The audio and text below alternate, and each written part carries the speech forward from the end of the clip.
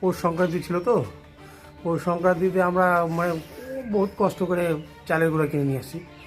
আর চালের গুঁড়া সে বান্দর নিয়ে পালাইলো সকালবেলা। সাত সকালে বাদরের দল জলপাইগুড়ি পাহাড়পুর গ্রাম পঞ্চায়েতের পাতকাটা কলোনি এলাকায়। বাদরের উপদ্রবে অতিষ্ঠ বাসিন্দারা। বাদরের উপদ্রবে পৌষ পার্বণের পিঠে খাওয়া বন্ধ হয়ে গেল এলাকার মানুষের।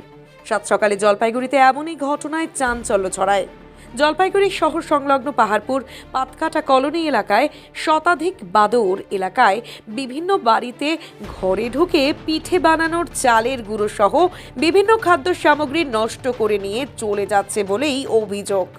আর এতেই অতিষ্ঠ এলাকাবাসীরা।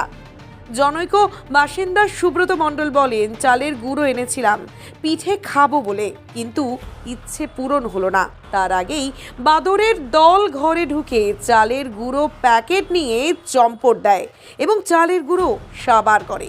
বুধবার সাত সকালে বাদরের দলকে এলাকা থেকে তাড়ানোর চেষ্টা করছেন বাসিন্দারা। বন দপ্তরের হস্তক্ষেপের দাবি জানিয়েছেন এলাকার বাসিন্দারা।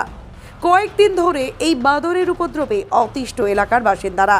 তাদের অভিযোগ, মাঝে মধ্যেই বাদরের দল ঢুকছে এলাকায়, বন দপ্তর নীরব দর্শকের ভূমিকায়। ব্যুরো রিপোর্ট, আমার বাংলা।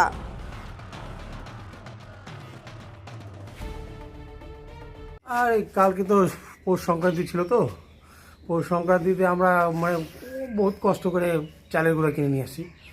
আর চালের গুঁড়া সে বান্দর নিয়ে পালাইলো সকালবেলা। পিঠে বানাবে সকালে, সেই বান্দর সেই চালের টোপটা নিয়ে মানে গুঁড়ার টোপটা নিয়ে পালিয়ে ঘরে ঢুকে আর কি করবো, ঘরে প্রচুর উৎপাত, প্রচুর এত উৎপাত আর ভালো লাগতেছে না আর কি। কত বাদর? হ্যাঁ, বান্দর প্রায় 1-150 বান্দর। এইদিকে আসছে, ওই দেখেন ওইদিকে ঘরের দিকে চলে গেছে আমার।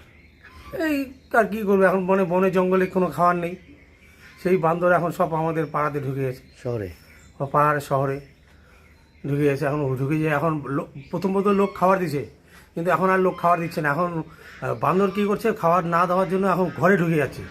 ঘরে ঢুকে ওদের ইচ্ছা মতো যা পাচ্ছে হাতের সামনে সেটা নিয়ে পালিয়ে যাচ্ছে। যেমন আজকে আমার কালকে মানে চালের গুঁড়া আমি নিয়ে আসছি, সেই চালের গুঁড়ার টোপলা নিয়ে পালিয়ে। পিঠা খাওয়াবে না?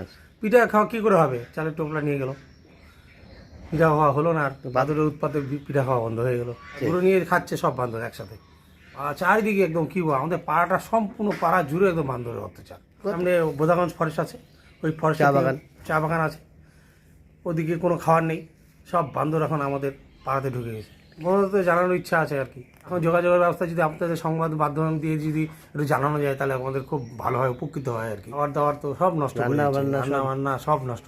আমার মার ঘরে চাল ঠাল যা ছিল আর কি, সবজি সব নিয়ে পালিয়ে গেছে। সব বন্ধ করে রাখার পরেও কোনো ফাঁক দিয়ে তো আমরা বেড়াচ্ছি, সেই বেড়ানোর ফাঁকটা দিয়ে ওরাও ঢুকে যাচ্ছে, মানে সুযোগ বুঝে ঢুকে যাচ্ছে। আমি যেমন আমার ঘরের সামনে কলের সামনে আমি গেছি, এদিকে দরজাটা খুলে কলের সামনে গেছি, এদিকে ঘরে ঢুকে ওই মানে চালের গুঁড়া নিয়ে পালিয়ে শাসাগুলো উঠে লোক যে কাজকর্ম করবে, হ্যাঁ, দরজা জানলা খুলে সে কাজ করার উপায় নেই এখন। নাম পাতকাটা কলোনি। আপনার নাম? আমার নাম সুব্রত মণ্ডল।